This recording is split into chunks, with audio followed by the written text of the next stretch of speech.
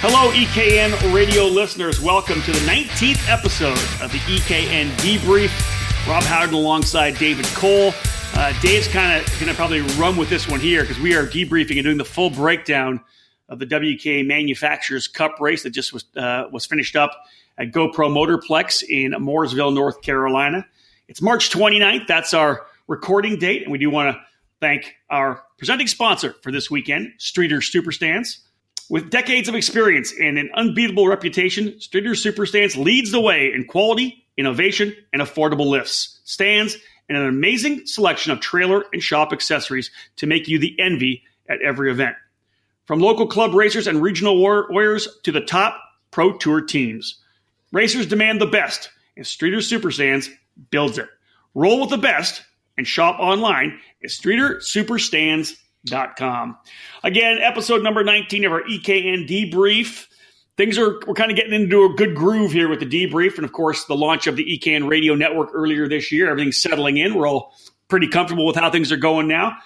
Once again, this debrief, a straight, focused breakdown on one particular event. David's going to talk about the WK Manufacturers event. We're going to record another one tomorrow where I'll get a chance to talk about the Texas Pro Kart Challenge race that I was at down in Houston.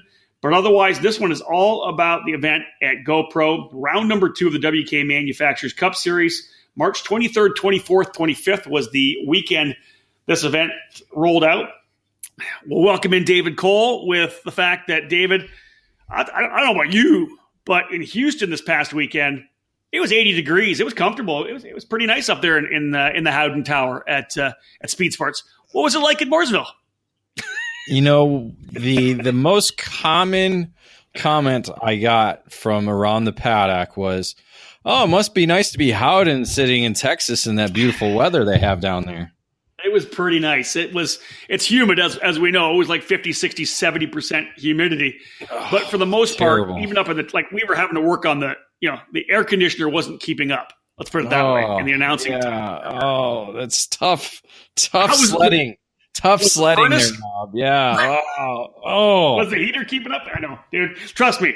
I feel for you because you're obviously posting stuff to social media, Facebook and Twitter. I'm doing the same thing from Texas, and every time I go on to post the results from the session I just finished calling, there's your post that you'd already put up of the guys out there in rains and people and jackets and how it looked like it was pretty miserable. We know that karters are a pretty tough lot. But, for a late March race in North Carolina, when you're hoping for better weather, that it just couldn't have made for a good overall weekend. Well, the good thing about going into the weekend was the forecast said it was going to be cold and it was going to be rainy. So I think everybody had the preparation and the mindset going into the weekend that the weather was going to be crap. Thankfully, on Friday, it was a bit chilly, but at least the sun was out. So you had a little bit of warmth, sitting out in the sun. But if you're under the tent working on the kart or, if you're under the tent they have there along the front stretch, it was a bit chilly because what it was a lot of northerly winds that were blowing in our face, bringing the cold air down, especially because everything north of us was covered in snow. You had Martinsville, Virginia and all that. Tennessee, all the Appalachians were covered in snow. So all that cold wind was blowing down towards us in Mooresville. And it, unfortunately it brought in some sleet Saturday night and Sunday morning to where you could see snow actually gathering at the bottom of tents or on top of cars. Wow. Yeah. So Dave, one of the I was going to say, thankfully, it wasn't like Pittsburgh where they actually had to cancel the event for snow. Yeah, I was going to say it even when it's crappy like that. And the one thing about obviously it's tough on people that are there, but personally for me, I love seeing the drivers who are able to rise to the occasion when the grip level's low because it's cold, it's wet. When you're driving in the wet with rains on and it's cold and there's no grip, it's always cool to see which guys come to the forefront. Do you not think so? That who's got the ability to handle the tough conditions? I love that part. Well, yeah, we'll talk a little bit more about that in the paddock pass and the race report. But yeah, thankfully, it wasn't the on-off type situations that catch a lot of people off guard because it was either wet or it was dry. So that was one thing we had going for it. Except for on Sunday, we had a little bit of area where guys were taking chances that they probably shouldn't have, and it kind of cost them. But some recovered and some didn't. So yeah, I mean, overall, again, like I said, it was, Friday was dry, so that was great. Saturday started out dry but very cold, and then the mist came, and then and a little bit of a downpour. It was nothing like what we've seen at GoPro before, so it wasn't a big heavy rain, but it just made things wet, and that's one track that doesn't quite dry when there's no sun. So that was a challenge as we got through the rest of Saturday. But again, like I said, Saturday night, Sunday morning, it was like a freezing rain that came down and made everything really wet for Sunday morning. But thankfully, all of that weather system blew past, and the sun came out Sunday. I mean, it was still cold because we had the wind, but everything got moved over to dry tires, and we got the pre-finals and finals in on dry conditions. So it was a challenging weekend, but the officials and the competitors muscled through it all. Nice to have that dry ending as well. You don't want to be packing up soaking wet. Now, obviously tough weather. We always look to see, Daytona's always strong for WK Manufacturers Cup. You're going to get good numbers. You know what's going to happen. The first race after Daytona, now we'll have a look and see what kind of numbers we're able to draw. Give us a kind of a breakdown of the numbers you saw in some of the categories, your thoughts on maybe some of the surprises, maybe some of the disappointments in terms of how many numbers you were able to get out to the event. Well, I think we'll first start out with the disappointments, and that was in the Yamaha Senior and Yamaha Sportsman. Yamaha Senior had 0 entries. This is probably the first time they've ever had a WK Manufacturers Cup Series event with 0 Yamaha senior drivers, whether it be pipe or can or whatever type of senior piston port category that they've had in the series. So that's obviously something that the WK officials are going to have to look at over the season. We had 14 in Daytona, but there could be a possibility of 5 here at Pittsburgh or some at Newcastle. I'm not quite sure about New Jersey, but Dave, as a national series, do you not just shut it down? Is that not like if you can't draw anybody to one of the best tracks in the country, do you not just shut it down? And part of the problem is there isn't a Yamaha class at that track. So that's the one thing that WK is it's a feeder system where they get the clubbed racers to come out and race. GoPro doesn't have Yamaha racers. There really isn't Yamaha racing in the Carolinas, period. I don't even think Kershaw has a Yamaha class down there. So, part of it has to do with, people didn't have the time to come and travel, whether it be maybe they'll hit the October GoPro event or they're waiting to go to Pittsburgh.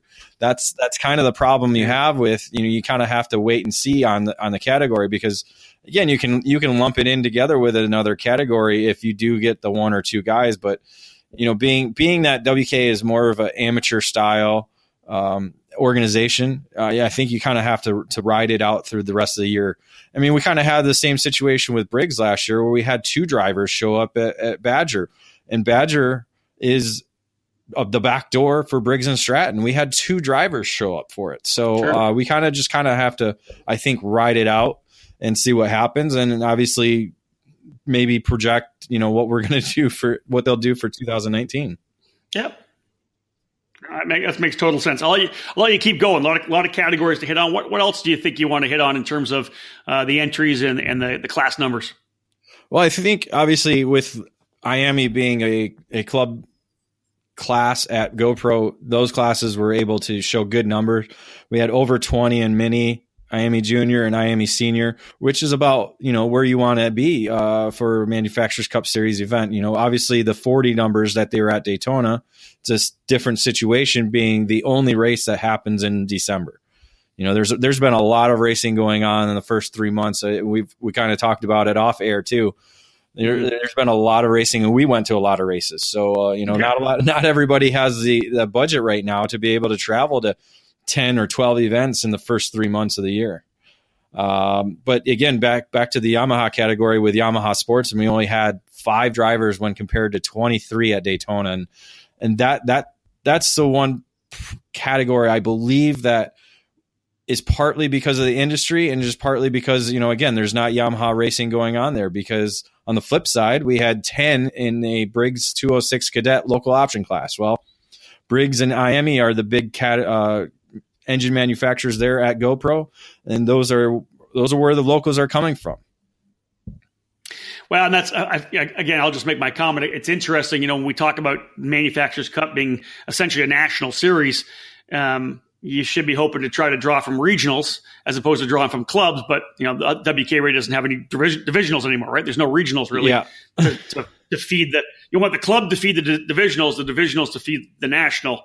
And with the lack of divisionals or absence of divisionals, you're going to have to rely on those clubs. You're right. That's interesting. That's a whole nother podcast.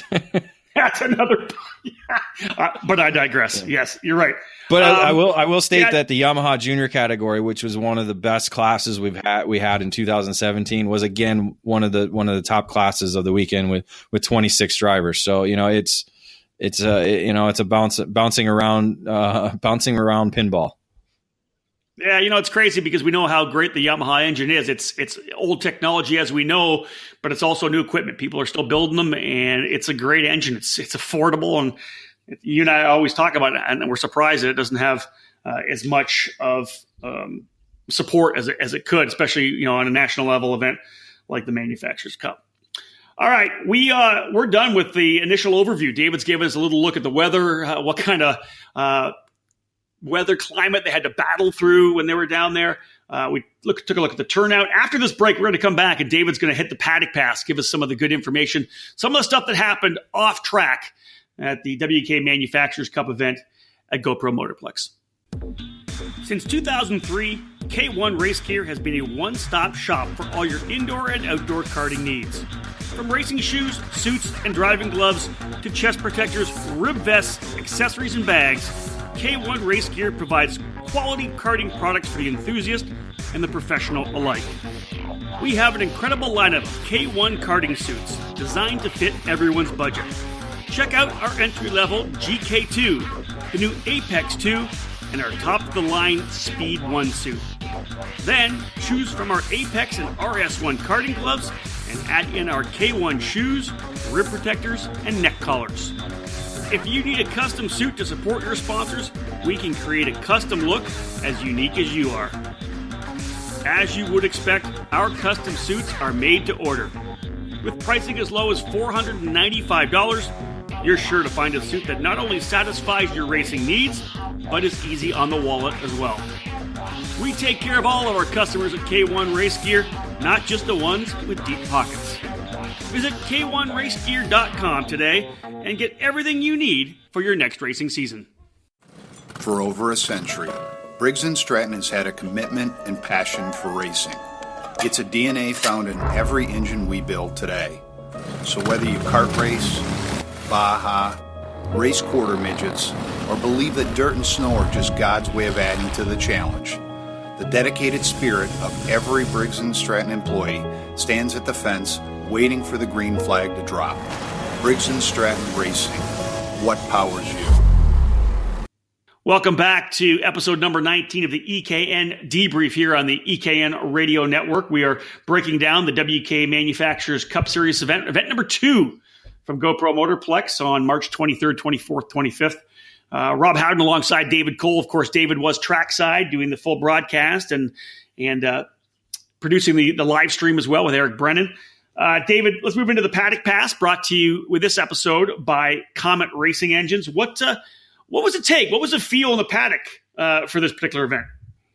Well, of course, the weather was the biggest topic. It kept everybody on their toes, both the drivers and the mechanics. We had like I said, the transition from dry to wet on Saturday, and then Saturday was wet to dry. So it was kind of a cat and mouse game. It was like, okay, who's going to go when? Fortunately on Saturday when the rain did come, we had the Yamaha Sportsman class on track. They were all on slicks. But when the rain did come, they cut them off after the halfway point and then gave the next class, which was IME Junior, some time to switch over to rain tires. So that was a nice little transition between the dry and the wet. Other than that, it stayed pretty much wet throughout the day Saturday. Sunday was a different story because qualifying hit and the track kept getting drier and drier in certain spots. The downfall is from the grid, you can't really see the far end of the track, and the lowest part of the racetrack is turn 4 after the long back straightaway. Turn 4 had a lot of water streaming across it and causing it to be a very slick corner, which in turn made it nearly impossible for dry tires to go around. So those who tried to play the gamble of going to slick, the slick tires in qualifying, they paid the price, and they were not able to qualify as well as the wet tire guys did. Interesting. Very. You always want to roll the dice because inevitably somebody's going to make that one call where everybody else is on wets and somebody's on dries, and they end up being the rock star, the hero. But it doesn't always happen that way, does it? No, and I was surprised at some of the names that did it. Ashley Ruggiero was one of them. She's a local driver. I would have thought knew more, along with Blake Hunt. Both of them and Miami Senior went with a gamble. Ben Mayer went with a gamble going on slicks, and the micros just aren't heavy enough, I don't think, to really make a difference between wet tires or dry tires on the conditions that it was. And he went off the track. So, he was one of them that the gamble didn't pay off. And really Yamaha Junior was the only one we saw somebody on dry tires qualify well. And they just happened to catch the track at the right condition and be able to maneuver around that turn 4 situation, because some of that water still remained at the end of the day, was sitting at the apex of the corner. So it was a bit wet. But paddock wise, what was the feel in the paddock? What did it look like? And that, as I mentioned earlier, WK kind of is the top level amateur program. Like you said, it's a national, but as we all know, WK is mainly on the East Coast. So it's one of the premier racing series you want to be in on the Eastern Coast. But what was different from this event than what we've seen before is there wasn't the big haulers. It was more of a family atmosphere. A lot of families just, in the smaller trailer with the easy up out the back, and obviously the walls around it trying to keep warm and everybody blowing heaters in. But, it kind of had that family atmosphere. And I think that's one positive I think that WK can really bank on, because we're seeing, a lot of the bigger teams, stick with SCUSA or going to USBKS here in a couple of weeks as well.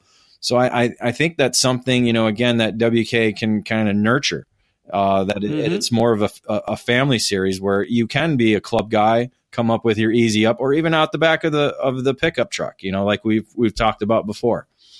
Yeah. So, that was one thing I noticed, going around through the paddock when I wasn't keeping warm in the scoring tower. Hey, you know what? I had a question for you too. I obviously wrote the article on changing the culture of racecraft. You and I know that we've got a bunch of great guys who are offering the art of racecraft articles that we're going to be pumping out on the website starting early next week. We already have a couple here in the hopper ready to go. What was the racecraft like? What was your feeling on the starts? What was your feeling on just the racing itself? Yeah, that was going to be my next point. There really wasn't too much rough driving out there. Obviously in rain racing, you get guys sliding into each other. So it's not the bonsai moves. It's just, some guys are a little bit more, have a little more car control in the wet conditions than they do in the dry. So, or vice versa, I should say. But, the starts, with the cutoff that they were using right there at the middle of the main straightaway, the fields were coming in a lot slower. And so they weren't able to punch off, earlier. And the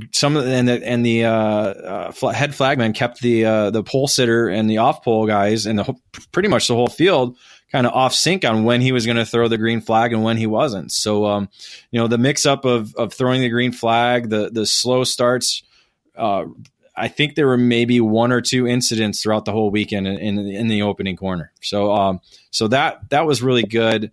And then the racecraft part of it, there wasn't any really bad moves that I would call poor racecraft. So again, I think everybody kept their heads on, and that's what it kind of boils down to, is the drivers keeping their heads on and performing to the level that they can.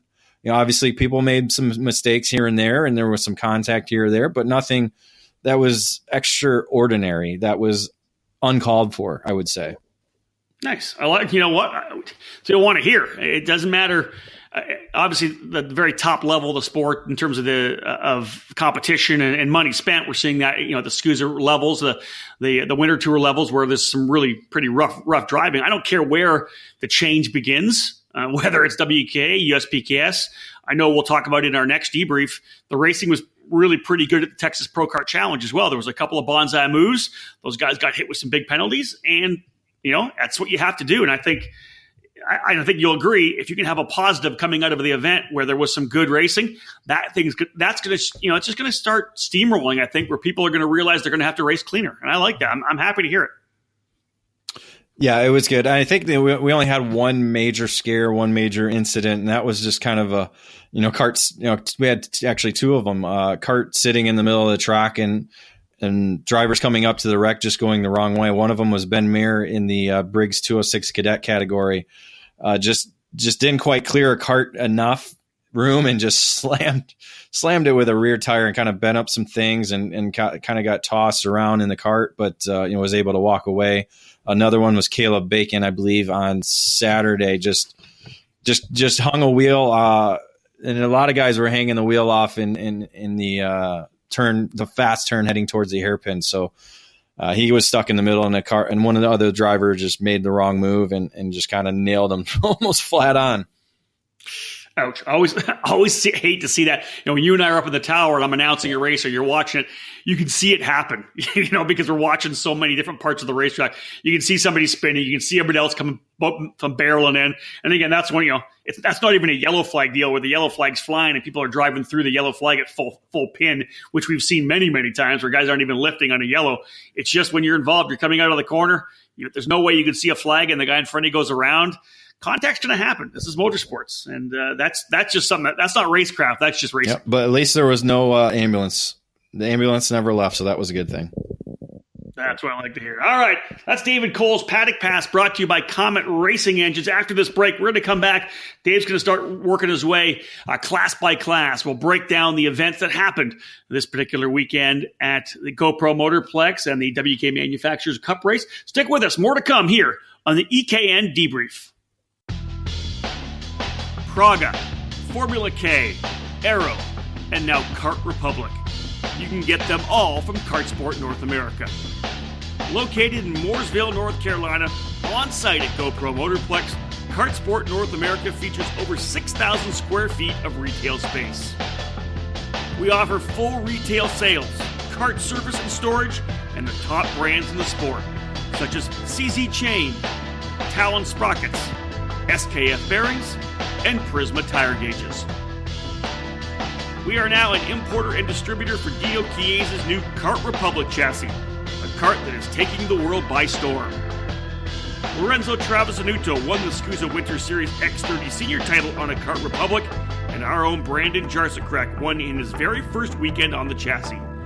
Don't get left behind. If you want to take your racing to the next level, we have driver training and coaching programs available, trackside at GoPro Motorplex. We have a massive inventory, so head to our online store at www.kartsportna.com to get same-day shipping of the parts and components you need. While you're there, check out our used section of karts, engines, parts, and accessories. Kartsport North America, top quality products, winning brands, and professional driver development. Give us a call today. Welcome back to episode number 19 of the EKN Debrief, one of our breakdown episodes on the EKN Radio Network. Our full podcast lineup continuing to grow throughout the 2018 season. We've got an Operation Grassroots interview that we've got ready to prep. That's coming out, or will have already come out, I believe. We've got another one coming. We have an industry insider lined up for next week as well. A lot of great podcasts coming here on the EKN Radio Network. Again, Rob Howden kind of quarterbacking it here, but David Cole giving us the primary information as he was trackside in Mooresville, North Carolina for the second round of the WK Manufacturers Cup. David, let's talk racing. Let's move into the race report brought to you this particular episode by IAME USA. Let's kick things off with IAME Senior. great category. And as you said earlier, a decent turnout of drivers as well. I think 23 in the senior category. It was a decent turnout, and we had some quality drivers in the field. It was, you kind of was looking at the field and you kind of had a handful of drivers you thought were going to be in contention throughout the weekend. And those were the drivers that we really saw racing at the front all weekend long. Brandon Jarzakrak being one of them, able to score victory in the wet on Saturday, able to run away from Austin McCusker and Austin Garrison. Garrison started a little bit further back. Being a Florida driver, you would expect him to be good in the wet, and he was. Got his Fullerton up to the third spot after starting further back in the field after some issues in the heat races. But in the wet, Jarzakrak really showed the home track knowledge on the Kart Republic, and so now he's got a win in the wet on the Kart Republic and a win in the dry back from the SCUSA Winter Series.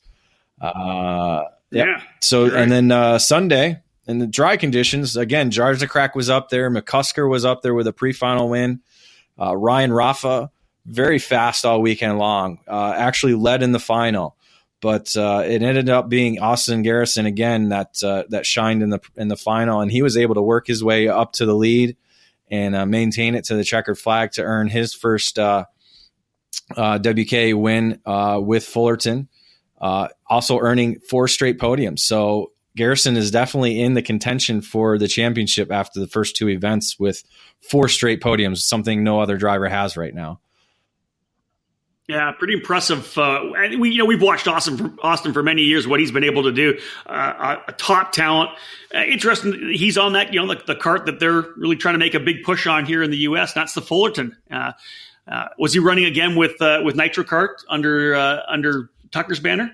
Yep, Fullerton and the Nitro Kart program, are kind of synced throughout this year. They were together in Daytona, and I expect them to be together throughout the whole WKA season. They had, obviously being that their home track, a number of drivers on the Fullerton chassis in both IME categories.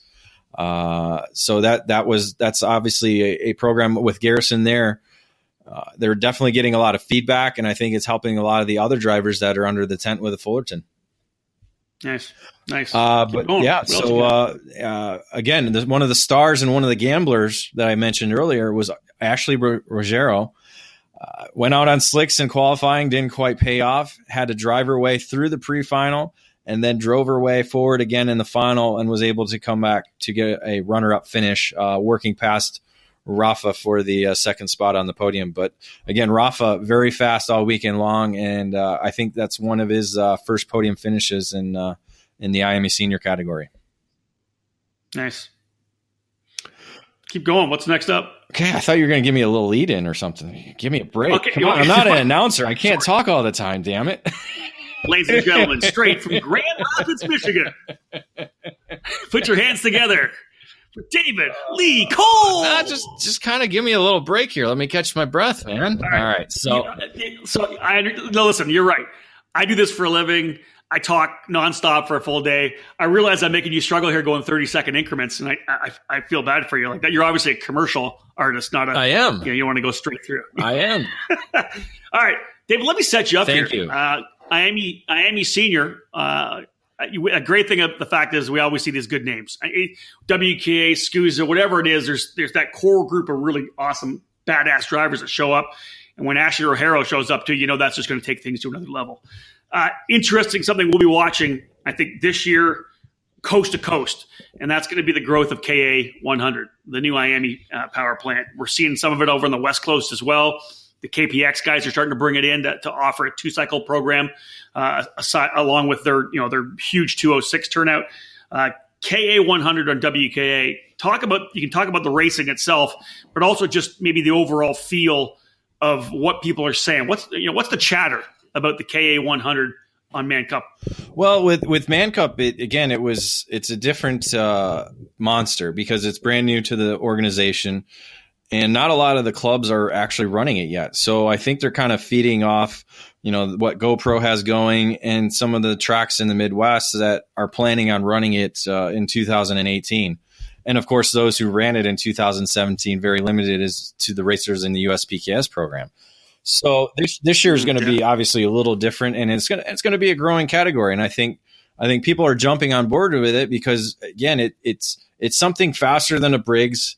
It's not quite, doesn't quite beat you up like a X30 will, and the maintenance is relatively simple. Yeah, is you think the KA is the thing that's beaten up on the Yamaha? I think it's gotten a few drivers away from the Yamaha to the KA100, but again, neither of them have the feeder program. It's hard to project that because everybody's racing X30 all over the country. The KA100 is just now getting its life. USPKS brought it on last year. Now everybody else is jumping on board this year. So it's growing. 10 drivers this weekend. Most of them were from GoPro. So it's going to be interesting to see what the numbers are as we move to Pittsburgh and New Jersey. I think Newcastle will draw in some big numbers because it is Newcastle, and it'll pull in some of the guys from Route 66 and USPKS. Yeah, agreed. Anyways, how was the racing in KA? Anyways, 10 guys, as you said. How was the racing? Give us a breakdown. Well, in Daytona, it was Colin Neal who was able to sweep the weekend, leading all sessions. This time was a little different, but we still had one driver that was able to win both in the wet and the dry, and that was Blake Hunt. Again, on the Fullerton, was able to score his first two WKA career victories, giving Fullerton 2 wins in that category. So you add in Garrison, so that was 3 wins on the weekend for Fullerton. So it was a pretty successful weekend for them. Daytona winner Neal finished second on Saturday, but really struggled in the main event on Sunday. Not quite sure if he had an issue or not. I wasn't able to speak with him, but he was in the hunt early on and then just slowly fell back. Local driver Taylor Stanford finished third on Saturday, and he was a guy that was pressuring Hunt Sunday throughout the main event. It looked like he might have had enough to get by him, but Hunt had just kept him back enough to where he was able to reach the checkered flag first. Emery Lida completed the podium on Sunday, the Merlin driver, another local, but he's one I expect to see challenging for more podiums as the season goes on. You know what I love, David, and I think we talk about this a lot, and I think we do it because we want to motivate people to actually do this, and I love seeing the local guys come out and take on the national guys when a big series comes to town. I know that in my first 5 years of racing, I always go back to the first 5 years of racing. That's when I was hardcore racing, 16, 17, 18 times a year before I started Shifter Card Illustrated, which I thought was going to allow me to race more, and I was wrong. I ended up just working on the magazine instead.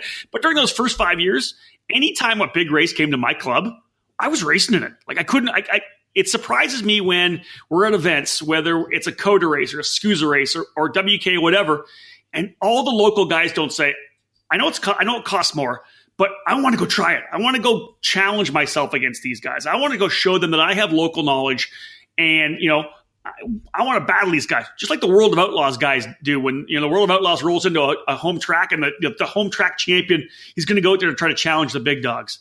I don't know why more guys don't come out and do that.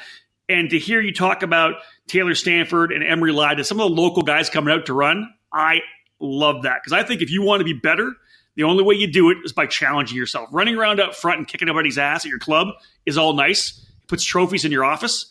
But if you want to get better, run some regionals, run some nationals, and especially at your home track, and challenge yourself. Yeah. Right? Yeah, I think that's something we see a lot at GoPro and Newcastle and some of those clubs that have the bigger numbers and not necessarily more talented drivers, but the more like you said, drivers who are wanting to go get challenged, to be challenged. So we'll see that more at probably Newcastle. They lean that way. They have that belief that, you know what, you're going to come onto my home turf, you're going to have to beat me. I know you're one of the best in the country, but let me show you what I've got running on my home turf. I think that's huge.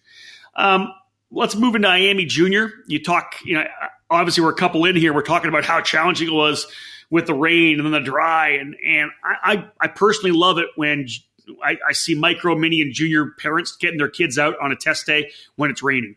Not packing up because it's raining. They stay out there and keep practicing, because I think if you want to be good in cars or karts, let's say you're going to be a lifetime karter, which I think is fantastic, you better know how to drive in the rain, because you're going to come to a weekend like you just had, and you're going to suck unless you've practiced in the rain. So to see these juniors, the Miami juniors, and going further down to Yamaha Junior, Mini Swift, Micro Swift, to see these kids get challenged in this kind of weather, so huge for their development. It was. And there were a lot of drivers that seemed to perform better in the wet than they did in the dry. So that's always encouraging to see, because you know that they understand the racecraft when the conditions are a lot more challenging than your typical dry weather racetrack. So, but yeah, again, a lot of the guys though in the IMEC and junior category that were fast in the wet were again fast in the dry. So it just, again, it takes keeps motivating these drivers to continue to put the laps in and try and improve each time they hit the racetrack. So tell us, which guys stood up? Who scored the wins? What the podiums look like? Who impressed you in Miami Junior? Well, Tyler Ferris did a phenomenal job in the wet. It looked to be like it was going to be Paulie Massimino holding the home track knowledge, racing out there in the wet in the Kart Republic kart. But a slight error cost him some time. Ferris was able to capitalize it, get around him, and then from there just kind of walked away to the victory. So it was a big win for Ferris. Obviously, anytime you can win in the wet, it's a solid performance. Luca Mars, fast lap of the race, was able to climb up to third after some challenges in the heat races. So those three completed the podium, and we turned to the dry conditions, and it was the same three guys you thought were gonna be there challenging for the victory, and it ended up being Mars that stood out on Sunday. So Mars switching back over to the FA kart, getting away from the energy. I don't know if it's just so much more just to try something or to get more familiar with the junior kart again.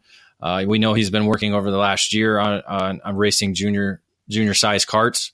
Yep. So just, talking with them, they made this transition, and obviously it felt good for them because Sunday they just kind of walked away with the final. Everybody was fighting for second place in the opening corners, and Mars established a solid lead, never put a wheel wrong, and drove to the checkered flag. But nice. The fight for second place ended up between Caden Wharf and Connor Ferris. Those two went back and forth and ended up being Wharf for second, Ferris for third.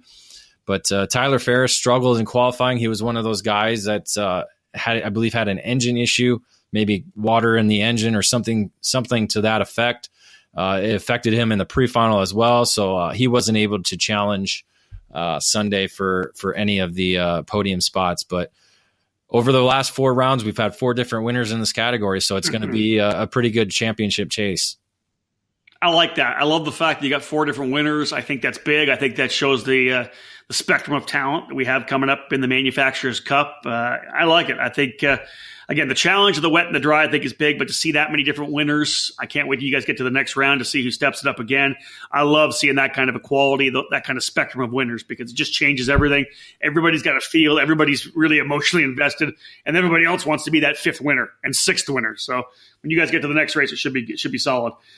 Let's wrap up the first half of our race report, brought to you by Miami USA, with a look at Yamaha Junior. Obviously, a number of the same names are going to be running here. I see Wharf and Ferris both in this category as well. How'd things go in the junior category for Yamaha?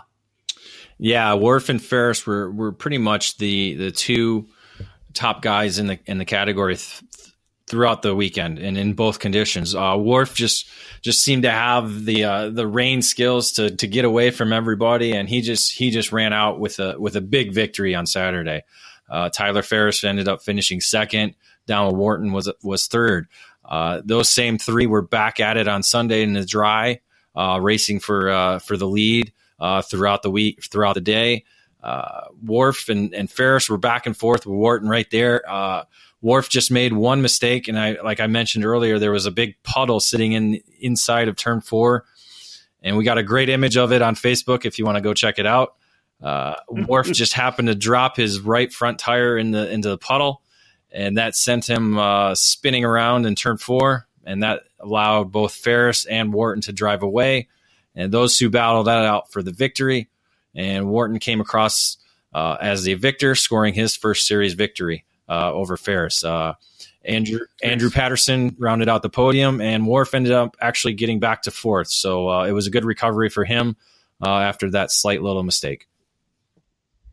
Obviously, great racing in those 4 categories we already broke down for you. IAME Senior, K8 IAME Junior, and Yamaha Junior. After this next break, we'll be back. David's going to talk about Mini Swift, Micro Swift, Yamaha Sportsman, Briggs 206 Cadet. We'll cap it off with Kid Kart, which is back as a championship class on the Manufacturers Cup. Stay with us. More to come here on the EKN Radio Network.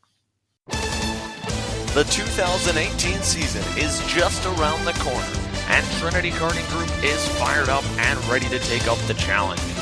We're a full-service racing operation based at the Motorsports Country Club of Cincinnati, which gives us access to our custom-designed driver training facility. We utilize Tony Kart, OTK, and IAME products, and we're your source for Avinco tires in the Midwest. For 2018, we have Arrive and Drive race programs available for the Superkarts USA Winter Series and the Pro Tour, the WK Manufacturers Cup, and of course, the KRA Series at Newcastle Motorsports Park. If you have your own equipment, we can provide the trackside support you need to take your program to the next level. If you're interested in running with a professional team with full support, coaching, and hospitality, give us a call. Trinity Karting Group has a long history in the sport, a winning pedigree, and we're dedicated to driver development. We pride ourselves on our professional approach and our positive attitude. Driver development is a big part of our program, and if your desire is to graduate into Formula Car racing, we are the official karting feeder operation for Team Pelfrey, the championship-winning junior Formula squad on the Mazda Road to Indy. If IndyCar is your ultimate goal, we can help pave the way. Let us build a custom race program for you. If you're new to the sport or a seasoned pro, we can take care of your kart racing desires. Give us a call at 513-421-4463 or check us out online at trinitykartinggroup.com.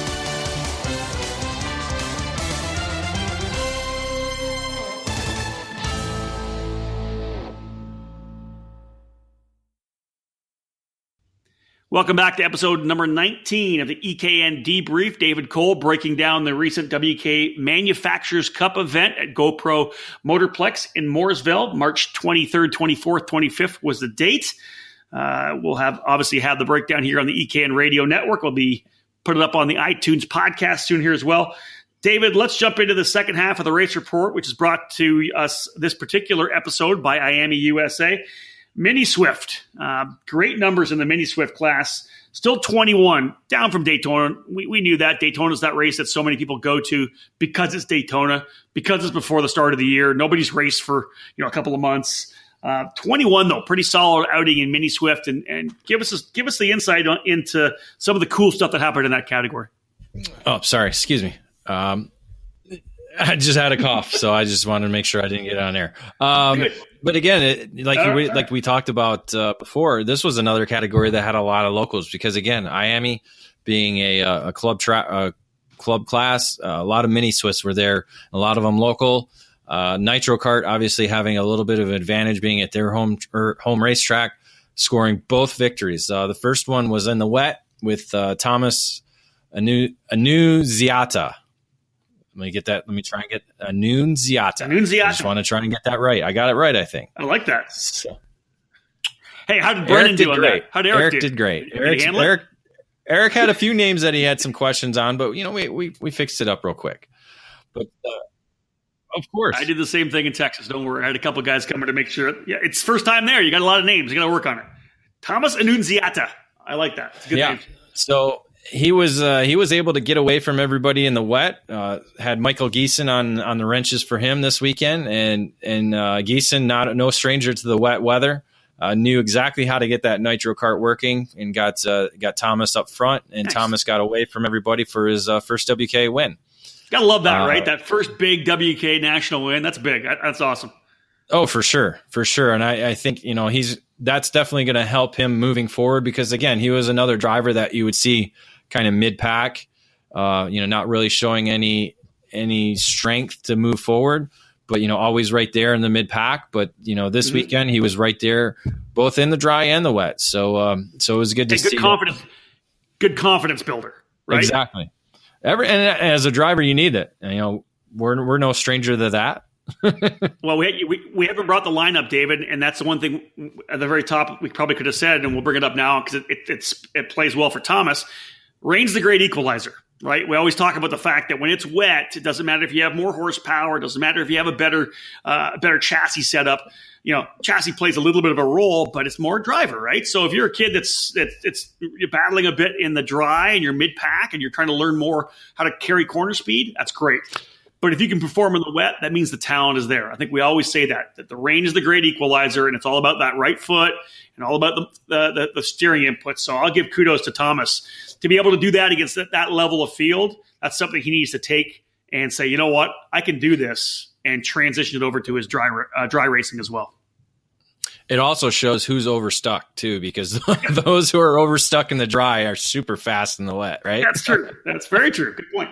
So, rounding out the podium was Brent Cruz, Daytona winner, was able to overcome some issues in qualifying and work his way up through the field to get to second, and then Jimmy Lockhart earning his first WK podium in third. Sunday turned out to be obviously dry, as we said in the pre-final and final, and Brent Cruz, being his home track, numerous laps there, just dominated in the Sunday final. Again, we saw drivers fighting it out for second place, allowing the leader to pull away. And again, that's just early on in a race. That's just, again, racecraft. You cannot let Don't get me started, Cole. You cannot let the leader get away, because Cruz got out to a 9-second advantage. You would think after how many times have we talk about this? Don't let the leader get away. Stop battling early. Again, Man. Racecraft. So it was a good double win for Nitro Kart with Thomas and Cruz.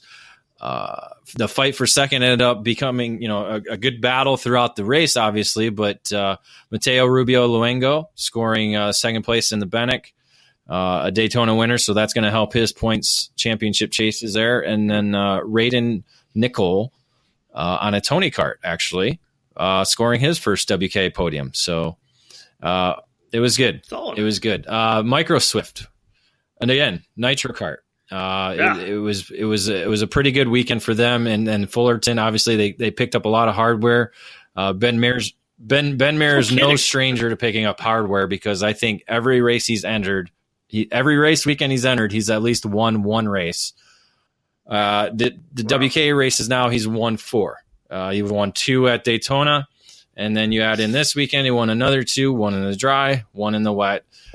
Just a astounding performance, especially on Sunday, because again, like I said, he was one of those drivers that qualified on slick tires, trying to go for it, trying to gamble, and it didn't pay off. And so he had to work his way through the field in the pre-final, and then again in the main.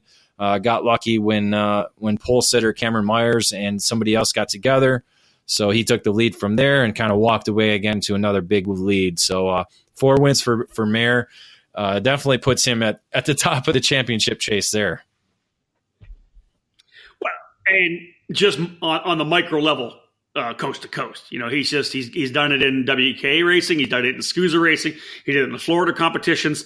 Ben Mayer, definitely a kid that we're going to be watching over the next handful of years. But one of the top micro drivers in the country. Yep. No doubt about that. And Adam Brickley was able to do runner-up finishes to Mayer on his Nitro Kart. So another hometown driver getting 2 runner-up finishes is another good performance. Danny Dzislewski, another hometown driver, but he's the one that you see at all the big events throughout the year. He was able to finish third on Saturday, and then finishing third on Sunday was Spencer Conrad. He was one of the 4 Nitro Karts in the top 5 on Sunday, with Miles Murray being the 4th. Damn, they laid down a beating at the home track for sure. Good job for Nick Tucker and the whole Nitro Kart family. Impressive. Nice job. Now, you talked about Danny Dzislewski. He really did step it up in Yamaha Sportsman as well, plus a couple of cool things happening in the Sportsman class as well. Yeah, he did. We had our regular contenders, actually the two drivers who won last year at GoPro, Annie Rule and Thomas Schrage. Both came away with victories last year.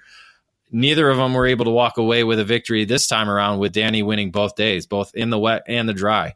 So Danny was able to pick up a couple big wins for him. On Saturday, it was Annie Rule and Paige Crawford rounding out the podium to put two female drivers on the podium there. Crawford came back on Sunday in the dry, gave Danny a lot of pressure. They kind of went back and forth on the last lap, but she just came up short in a great photo finish with Thomas finishing third to get his podium for the day. Nice. I like seeing the two young ladies on the podium. I think that's great. Two great drivers, too, Annie Rule and Paige Crawford. I've watched them both race, and I think they both have a lot of talent. I think it's great. I'd like to see them continue to develop. Obviously, just in the junior sportsman category at this point. Look forward to seeing them bump up and potentially, let's see down the road, maybe running in the X30 junior category. David, a couple more categories to wrap up here for the race report, brought to you by Miami USA. You had mentioned earlier, local option category added. The Briggs 206 class really has been kind of a big program at Mooresville over the last couple of years. Really provides that good connection to the rental fleet, the guys that come out to run the rental carts, rental pro carts, get them to jump into the 206s. A lot of 206 cadets as well at the track in their local club series. Talk about what happened in Briggs 206 cadet as the local option category as part of this weekend's Manufacturers Cup race. Well, again, kind of like we talked about before, the Briggs engine is actually their kind of beginner engine rather than the Yamaha. So it's something that they've looked at. You know, if they're not quite ready for an Miami, they throw them in a Briggs. So there seems to be a lot of young drivers starting out in the Briggs. But again, with the ability to go to multiple classes, you had a lot of the guys that are in micro or mini racing in the Briggs 206 class. So it was a good mix of some local talent and some national drivers we see from weekend to weekend. But this time around, it was local driver Sam Corey on board the Tony Kart, winning both days, both in the wet and the dry. On Saturday, he was able to beat out Hunter Yenny and Sebastian NG for the podium. And then Sunday, it was a great battle between Corey and one of our Briggs & Stratton Weekly Racing Series top 10 drivers, Bree Miller, on the top cart. Those two kind of went back and forth, but Corey was able to beat her out at the line. And then Ben Mayer coming back from his wreck on Saturday to complete the podium on Sunday. Nice. I like that. Now, let's cap off the race reports with Kid Kart. I know something cool. They're back with the Manufacturers Cup as a championship class. Detail that a little bit and tell us which drivers were able to grab first-time wins. Yeah, the category was brought back on after a request from a number of, obviously, parents wanting to bring their kids to the Manufacturers Cup Series. It's something we saw a few years back when we weren't going trackside with WKA, that they had the Kid Kart class there as a championship class. Ben Mayer was one of them. Caleb Graffar was another one of them. Sebastian NG was another. So some of these kids now that we're seeing in micro and mini, they got their start in the Kid Kart category at the Manufacturers Cup Series. So it's something that WKA brought back on by the request of some parents and to help further grow the program, because again, if you get them started at the Kid Kart level, they can work their way up to micro and mini rather than trying to get them early on in micro. For me personally, I have my thoughts on Kid Karts being at a national, but those kids that were there this weekend had a great time. You always see them running around on the grid with their helmets on, trying to talk to each other. And it's still fun to watch these little guys go around. And it's kind of nerve wracking though, because you're not quite sure what's going to happen to them out on the racetrack. And the wet conditions on Saturday definitely threw them a curveball.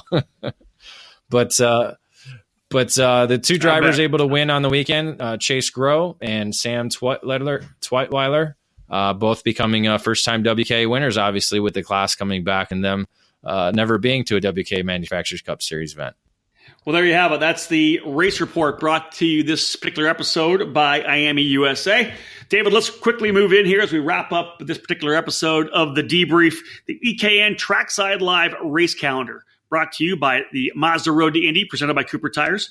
April 6th, 7th, and 8th, just a week and a half away. The USPKS, the United States Pro Kart Series, kicking off the 2018 season at the Ocala Grand Prix circuit down in Central Florida. That should be an exciting event. We know that everybody's getting pumped up to go USPKS racing. 1 week later, April 13th, 14th, 15th, I will mention that David Cole will be with Tim Coyan doing the play-by-play. We'll have that, of course, on EKN on the live page, the live play-by-play. Then David and I will hook up and head out to Sim Raceway Performance Karting Center for some awesome racing and a couple of trips to In-N-Out. It's the Challenge of the Americas on April 13th, 14th, 15th. David, pretty excited about that one? In-N-Out, baby. That's all. That's all you had to say was In-N-Out. I'm ready now. I'm ready to go see Andy and the crew and get back there. Should be a good one. They're expecting 100 plus as that series, the new Rock Cup series with Challenge of the Americas, continues to grow. Again, that's at the Sim Raceway Performance Karting Center in Sonoma, April 13th, 14th, 15th. 3 weeks later, we go back at it, SCUSA Pro Tour style. The Spring Nationals, May 4th, 5th, and 6th, move now to the Phoenix Kart Racing Association. We're going to see the introduction of the pushback bumper in the IAME categories. That should be interesting as Superkarts USA moves for their second round of the third and fourth round of the second event of their 3-event Pro Tour. A couple weeks later, David Cole will hook back up with Eric Brennan as they head on May 18th, 19th, 20th to the WK Manufacturers Cup Series at Pittsburgh International Race Complex in Wampum, Pennsylvania. David, that's the EKN Trackside Live Race Calendar brought to you by the Mazda Road to Indy, presented by Cooper Tires. We'll be live at all of those events. I'll be at 2. You'll be at all 4, as I'm heading to a couple of Mazda Road to Indy events myself. But we got a busy run coming with a number of events. I'm doing the IndyCar race at Barber, the IndyCar race at the Indy Road Course, and of course the Freedom 100 and the Indianapolis 500. I'm super excited about doing that again this year. Let's wrap it up, David. We got about 1 minute. Cold, crappy, muddy, but the bottom line was the racers were all challenged, and they'll be better for it. Exactly. You kind of took my line. I was going to end it with cold, wet, muddy, with an end of sunshine to close out the weekend. But it was like we opened up. It was a challenging weekend for not only the drivers but the mechanics and the staff. So it was good to overcome. And again, no red flags. Nobody was hurt seriously. There was a lot of great racecraft. There wasn't a lot of poor racecraft. And the numbers were solid, and it was a safe weekend. So that's really all you can ask for. You know what? As you were laying that out in my mind, saying, you know what? Clicking off all the boxes, right? Good racing. I love first-time winners. A lot of guys, their first podiums. It was a tough weekend, with the weather and everything, but just overall good, safe, clean racing. That's awesome. And you got a lot of local guys coming out to race, as you said, in a number of categories. That's really all you could ever hope for in a WKA Manufacturers Cup race. So kudos to WKA and, of course, the staff of putting that together. David, any final words as we wrap up here today? You sure you don't want to trade? I'll do your schedule. You want to do mine? I mean, I don't mind my schedule, but that Indy 500 there at the end sounds great. Do you listen? From where I am, you can't see anything. I'm on pit lane. No. I'm thrilled to be able to be on pit lane for IndyCar Radio for my third Indianapolis 500. I'm excited about that. And again, just some great karting events we get to go to as well, which I'm jacked up about. Challenge of the Americas, SCUSA. I get to four different series I get to go to in the next 4 races. So it'll be interesting to see. That's awesome. And hopefully, folks, everybody look at the website. We're going to start rolling out some of our new article series, The Art of Racecraft. Read them to your kids.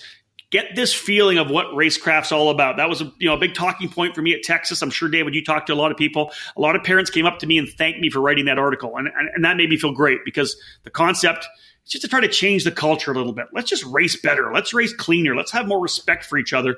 And let's make this a time in karting where people look back and go, wow, there was a shift in the mindset, a shift in the culture, and we had some awesome racing. That's what I'm looking forward to. It's going to be great. There he is, ladies and gentlemen. We are done. This is the 19th episode of the EKN Debrief. David Cole giving his full breakdown of the WK Manufacturers Cup race from GoPro Motorplex, that event, of course, in late March. Thank you so much for listening here to the EKN Radio Network, or if you're listening to it live on the network, or you've downloaded it later in the week when we get it up on iTunes. Thank you. We appreciate it. If you're listening on iTunes, do us a favor, get in there and give us a rating. Give us a 5-star rating. That'll help us spread the news. Just give us a rating. And of course, as always, we'd love to hear your feedback. Send us an email, jump on Facebook or Twitter. We'd love to have your feedback on both the EKN Radio Network and on our podcasts. Otherwise, we are done for this particular edition of The Debrief. On behalf of David Cole, this has been Rob Howden. Thank you for listening to the EKN Radio Network.